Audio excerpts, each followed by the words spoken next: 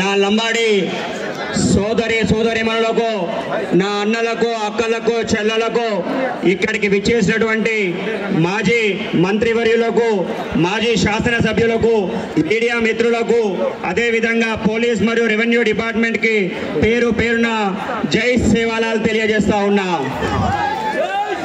ఈరోజు మనమందరం కూడా ఆత్మగౌరవ సభ పేరుతో, లంబాడోల ఆత్మగౌరవ పేరుతో మహబూబాబాద్లో ఇక్కడ చేసినటువంటి సభను చూస్తే ఏమర్థమవుతా ఉంది, ఒక్కసారి పాలకులు అర్థం చేసుకోవాలా. కేవలం 7-8 రోజులు కష్టపడితే వచ్చినటువంటి ఇంత జనం ఇక్కడ చూసినారు ఎవరైతే ఉన్నారో, 1 నెల కానీ 2 నెలలు కానీ సమయం ఇచ్చినట్లయితే అసెంబ్లీ ఉండదు, సెక్రటేరియట్ ఉండదు, లంబాడోలో తెచ్చుకుంటా అని చెప్పి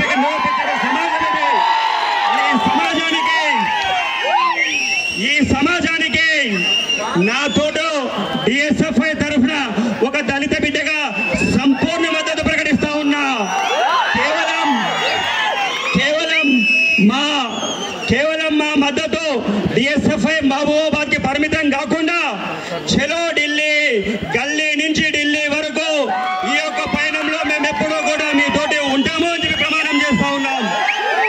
ఇవాళ కేవలం ఎవరో వాళ్ళ పర్సనల్ బెనిఫిట్స్ కోసం ముందుండి కోయ సోదరులు ముందుండి నడిపిస్తున్నటువంటి కథ ఇది.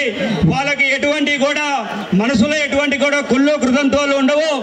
ఎప్పుడు కూడా అన్నదమ్ములుగా ఉన్నటువంటి మనల్ని విడదీసి పాలించాలి అని చూస్తున్నటువంటి పాలకులకు మానుకోట సభ ఒక చెప్పు దెబ్బగా ఉండాలని చెప్పి ఇక్కడ తెలియజేస్తా ఉన్నా. ఇది కేవలం ఏదో ఇవాళ మొదటనుకొని మహబూబాబాద్ లో మొదలైనటువంటి కాదు, రాష్ట్ర వ్యాప్తంగా చెందుతుంది. అది చెందక ముందుకే ఎవరైతే ఉన్నారో వాళ్ళటువంటి కుట్రలు భగ్నం చేసుకొని, వాళ్ళవే భగ్నం చేసుకొని మీరు ముందుండి తీసుకున్నట్లయితే ఈ యొక్కటువంటి సమస్య ఇక్కడికే పోతుంది.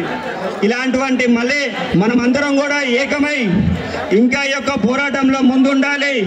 ముందుండి మన లంబాడా సోదరులకు పూర్తిగా మద్దతుగా నిలవాలి అని చెప్పి ఈ సభ ఒక ఇంత సక్సెస్ గా కావడానికి చేసినటువంటి ప్రతి ఒక్కరికి పేరున ధన్యవాదాలు చేసుకుంటూ, మీడియా మిత్రులకు కానివ్వండి, పోలీస్ డిపార్ట్మెంట్ కానివ్వండి, రెవెన్యూకి కానివ్వండి, ప్రతి ఒక్కరికి పేరున నమస్కారాలు తెలియజేస్తా ఉన్నా. మీరు చూసినట్లయితే ప్రకృతి బిడ్డలు కాబట్టి ప్రకృతి సైతం మీకు తోడుండి వాళ్ళ వర్షం లేకుండా చేసింది. ఇంతటి ప్రకృతి బిడ్డలను ఎప్పుడు కూడా తోడుంటామంటే మాకు ఇటువంటి అవకాశం ఇచ్చినందుకు మీ అందరికీ కూడా పేరున నమస్కరించి జై సేవాలాల్, జై భీమ్.